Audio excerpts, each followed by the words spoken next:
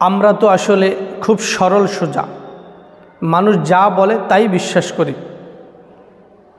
কিন্তু বর্তমান কিছু ঘটনা নিয়ে যদিও বিচ্ছিন্ন, তারপরেও এটা খুবই স্পর্শকাতর, যেগুলো আসলে খুবই বেদনাদায়ক।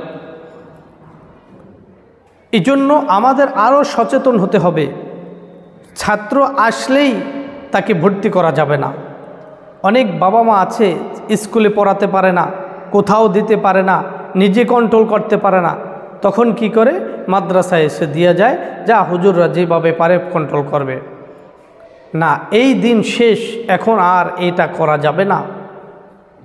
অন্যের সন্তানের জন্য নিজের বিপদ নিজের পায়ে কুড়াল দেওয়া যাবে না, পরিবেশ নষ্ট করা যাবে না। 1000-এর ভিতরে একজনই যথেষ্ট পরিবেশ নষ্ট করার জন্য। এজন্য যাচাই বাছাই করে আমরা যদি ছাত্র নিতে পারি, তাহলে সমাজে দু একটি যে বিচ্ছিন্ন ঘটনা ঘটে, এটা আর ঘটবে না। এজন্য উদার্থ আহ্বান থাকবে আপনাদের প্রতি, আপনারা ঢালাওভাবে কোনো ছাত্রকে ভর্তি করবেন না। তার ব্যাকগ্রাউন্ড কি, তার পিছনের অবস্থাটা কি করেছে, সে কোথায় পড়েছে, সেখানে প্রয়োজনে একটু ফোন দিয়ে হলেও খবর নিয়ে তারপরে ভর্তি করান। এটা খুবই একটি খারাপ, জঘন্যতম। কয়েকদিন আগে যে ঘটনাটা ঘটল, এটা চিন্তাও করা যায় না একটা মাদ্রাসার ভিতরে এরকম একটা ঘটনা ঘটতে পারে।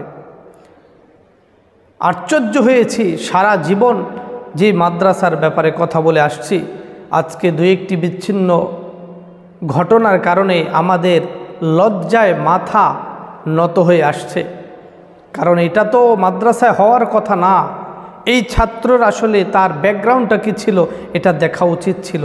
না হয় একজন মাদ্রাসায় ছাত্র, সে কখনোই এটা সাহস হওয়ার কথা না।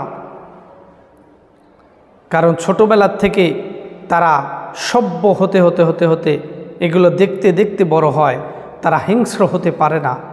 এই দুই একটি হিংস্র মাদ্রাসায় এসে বদনামি ছাড়া আর কিছুই করে না। এজন্য বুঝে শুনে ভর্তি করবেন। আল্লাহ তাআলা বলেন নাই কারো সন্তান এসে জোর করে আপনাকে মানুষ করতে হবে।